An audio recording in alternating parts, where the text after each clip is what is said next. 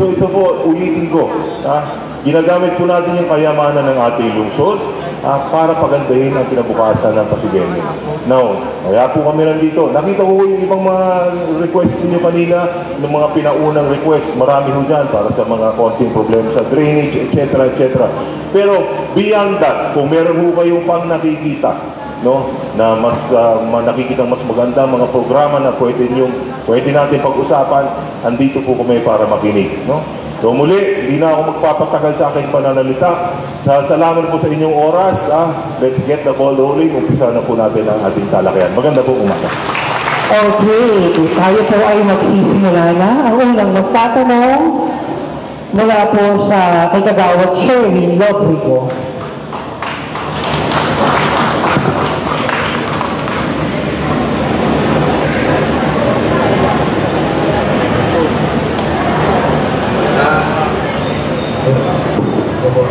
Hello po, magandang umaga po, Vice Mayor.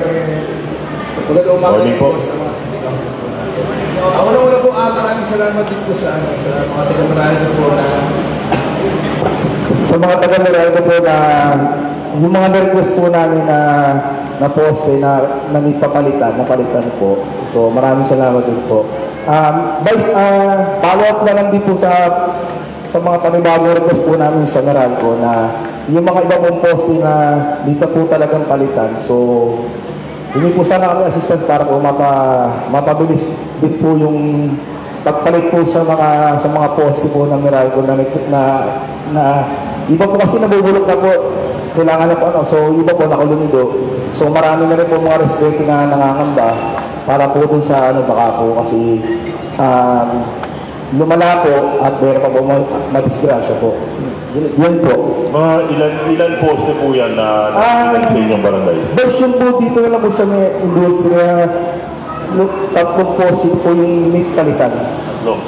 So si Meralco ba nandito? Ayan, nasa na?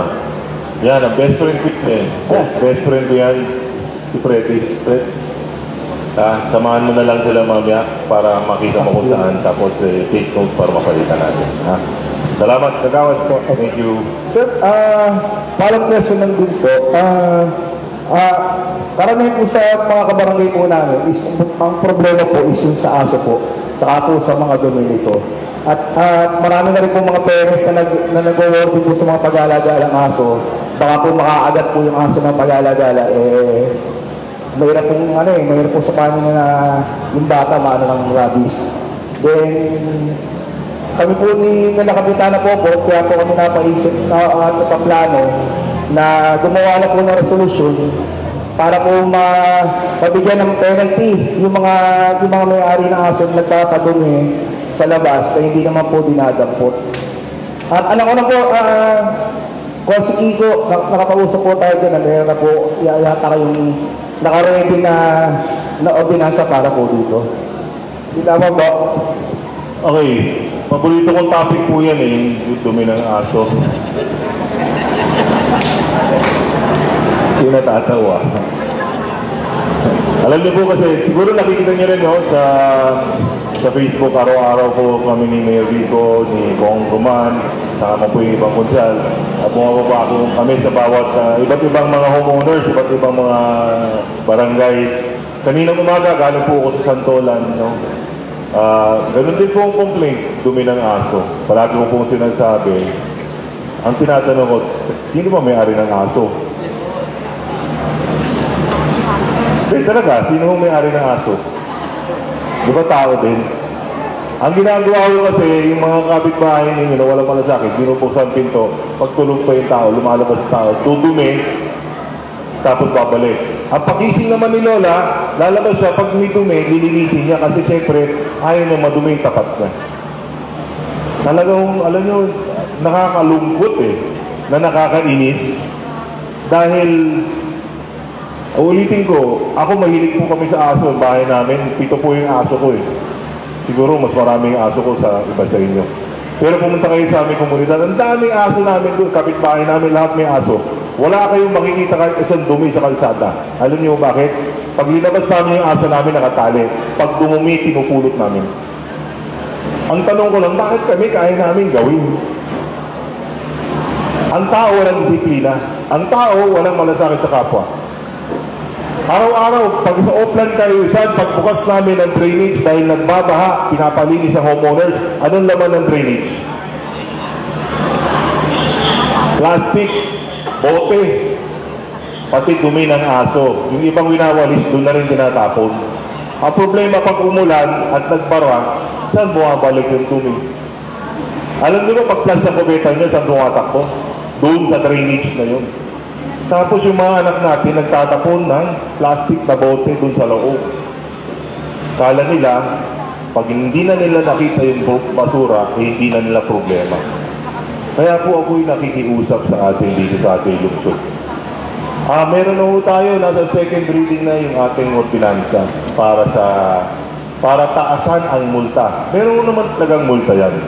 Pero dito po, huwag sana kayo magagalit sa City Council kasi kailangan ko natin mag-impose ng disiplina dito sa ating lungsod. Ang multa ngayon, pag kayo nagpalabas ng aso at bumumi sa kalsada, pag kayo nahuli, 2,000 pesos. Second offense, 3,000 pesos. Third offense, 5,000 pesos. Kulong pa may-ari ng aso ng 6 na buwan. Okay ba sa inyo yan? Kaya sa ating mga barangay, ito ang gagamitin nyo para i-enforce natin ang batas. Yung mga abuso na malasakit dito sa ating lungsod, magbago po kayo. Sinasabi ko po ito, 10,000 ang empleyado ng ating lungsod. 1 million ang Pasigueño sa buong Pasig. Kaya ba alagaan ng 10,000 yung 1 million? Pati pag wawalis ng dumi ng aso, gagawin pa ng 10,000? Hindi ko kaya eh. Hindi talaga kaya. Sino dito nakakapunta sa Marikina? Oh, tay, ang Marikina malinis o madumi? Malinis. Ako kakagaling ko lang sa Marikina, naiingit ako. Pag kami bumaba sa Oplan, pinapalinis namin, repainting, lahat, declogging. Pag-alis namin bukas, andyan na naman yung basura. Bakit tayo ganun? Diba? So ako nakikiusap. Kami sa City Council, gagawin po namin lahat ng kailangang batas ng ating barangay, ng ating public order and security para sa ganoon maging mas maganda ang ating lungsod. Pero hindi ho makikiisa ang ating mga kababayan dito sa ating lungsod. Kahit anong ganda ng batas natin, wala akong mangyayari sa ating lahat. Ngayon, gusto niyo po mabagong buhay natin mga Pasigueño, kailangan po tayo magsikap, magtiyaga at hanapin natin ang solusyon sa salamin. Hanapin natin ang solusyon natin sa salamin. Turuan natin yung mga anak natin magkaroon ng disiplina, magmahalan tayo, magpalasakitan tayo. At yung kayamanan ng ating lungsod, ang pangako namin ni Mayor Vico, ng inyong City Council, ibibigay namin diretso para gumanda ang buhay ng kabataang Pasigueño. Let's change the future together. Pero kailangan sama-sama tayo na magkaroon ng disiplina dito sa ating lungsod. Pwede ho ba? Okay. Thank you. Next question, magmumula naman po kay Kagawad Haji, buen successor. Taga-barangay na Pasigan po, tukol po sa mga drainage po. Actually po, may mga napapalinis na po, kaso may mga sinita na sobrang barado na po talaga po. Ihingi po sana ng tulong po sa inyo. At saka sa mga lumang street light po, sana po mapailawan po natin. Ang street light ng city ba yan? O street light ng Coralco? City po. City? Opo. So engineering, take note.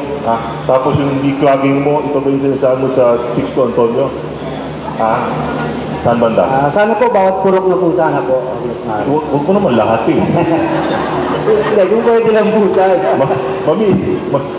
Bigyan na kami ng mga critical na area na kaya i-prioritize para sa engineering natin para ma-optionan natin. Thank you po. Thank you. Maraming salamat, Kagawad Haji. Ang susunod naman pong magtatanong, Kagawad JC Carucho. Sir, isa po sa mga concern po na nilapit sa amin lately lang, yung sa Alcalde Jose po, along yung sa PLP na road, sa Charles Oak. Pwede mo malumadan, sir?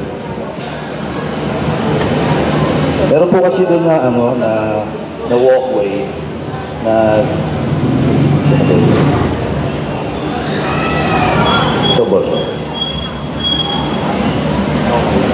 ano po ng mga ilan sa residente doon, hindi naman po siya dinadaanan, sir, ng mga tao. So yung mga tao nasa kalsada na rin dumadaan.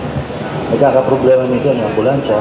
Kahit ang ambulansya na ayaw pa rin tumabi ng mga tao. Tapos bukod doon, may mga sira po, kaya din siguro ayaw po daanan. Marami na dapa. Ayun po, sir. Yung ano lang, yung tanong lang nila, pwede po ba daw yan na alisin na lang? Total, di naman ginagamit para lumuwag daw yung karsada. PPMO.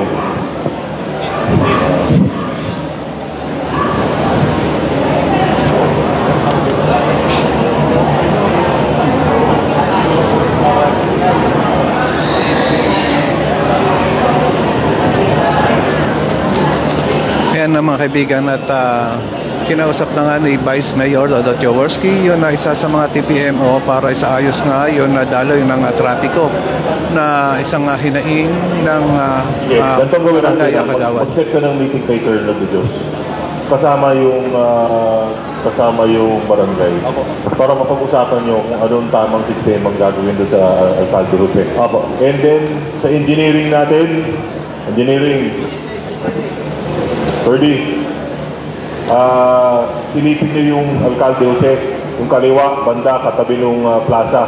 Rizal, baku-baku na, plaza Bonifacio, baku-baku na yung sira na yung daanan doon. Baka pwede nyo pa-asfalto para maayos yung lakaran ng tao. Okay? Thank you. Mga kaibigan, at narinig na rin natin yun na iniutos ni Vice Mayor Dodo Jaworski sa engineering team, yun na baku-baku kalsada nga doon ay pinapa-asfalto na rin. Sa bandang Bonifacio na. Mga sasakyan nahihirapan ng pumasok. Ganun din yung sa yung fire truck natin, yung ambulansya. Bago tumabi yung tao, talagang kailangan assistance lang po siguro ng pag-maintain nung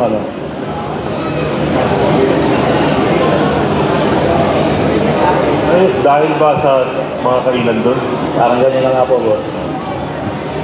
Anong gusto mong Hindi, sana, assistance na kasi hindi po kaya nung BSF natin na buong araw na nandito doon po. Total, meron naman po tayong mga enforcer doon na nakatalaga ba. Papatulong lang sana. Sige, so sa TPMO, baka pwede natin pabigyan ng assistance. Lalo na pagka-labasan siguro, no? Opo. Pag-labasan, kainin na kasi yung mga stall doon. Tsaka po paggabi, pag wala ng bantay na... Gano'n? Anong meron doon? May mga kainan po. Yung kainan naman po, okay naman siya, sumusunod naman. Ang problema talaga yung tao. Nasa gitna na. Opo, nasa gitna na. Oo. Mga nakakalat na lang, pag binusina mo, galit pa. Ayun lang. Ito. Minapatay na namin yun eh. Actually, kapatid na kami doon, di ba? Nakikita nyo doon, siguro kung may mga bantay pasig doon. Yung mga bantay pasig, nandito yan sa may kabila, di ba? Ngayon, hindi na pupunta na namin doon dahil nga, ang problema, ang mga estudyante, nandun sila mismo na kaya nakakahilera sa may pag pinagsasakay mo yan. Medyo nagagalit at medyo nagtatampo. At siyempre, ang sasabihin lang naman talaga ng bantay pasig, tuloy naman kayo. Kaso nga lang, talagang kumakasalan, minsan may nang-aasar pa dahil kaya kailangan talaga siguro noon, meron siguro barricade siguro na ilalagay tayo kahit yung goma lang, na hindi sila paano lalabas dito. Oo, kasi total naman park naman yun nandito di ba yung park? Dito lang sila para hindi na sila lumabas dito sa kalsada. Siguro maglalagay lang tayo ng barricade ng goma. Tapos, bakit silang manonood? Pagka lumabas sila, ay nasa yung nakikita kong maganda natin gagawin, doon na lang sila sa loob, pagka lumabas sila noong barricade doon. Tapos lalagay na lang tayo siguro ng mga paalala na huwag sila doon sa may kalsada. Doon na lang sila sa may sidewalk.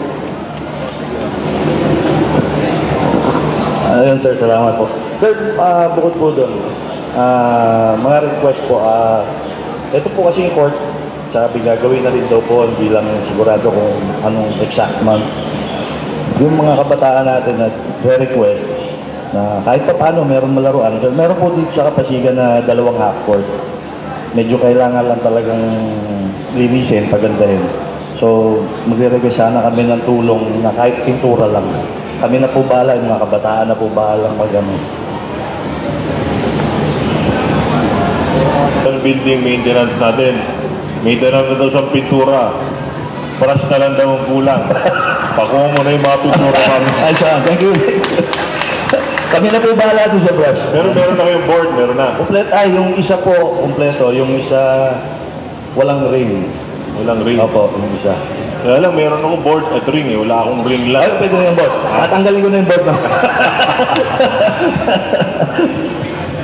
Okay na, yung board. Thank you, boss. Okay. Kaming concern po, along Dr. Maldo Street po. Kasi po, yung daan po nun sa may kanto po, sa may Uncle John's, tsaka LBC, medyo malambot na po yung kalsada. Pagka po may dumadaang mga sasakyan at tsaka truck, medyo mayugyug na daw po. So concern po ng mga residente natin na nangangamba sila na baka anytime gumuho po yung ano. Actually po kasi, itong drainage ng Dr. Pilatel, ginawa po yan ng 2022 under DPWH. So hindi po namin alam kung bakit po dinamay nila yung kalahati po ng Dr. Maldo, pero kalahati lang po yung nagawa nila. So hindi po nila napakabot hanggang dun sa dulo. So hindi po namin alam kung may laman pa ba yung ilalim nung dun sa may bandang kanto o ano po ba yung laman yung ilalim nun. So yun po.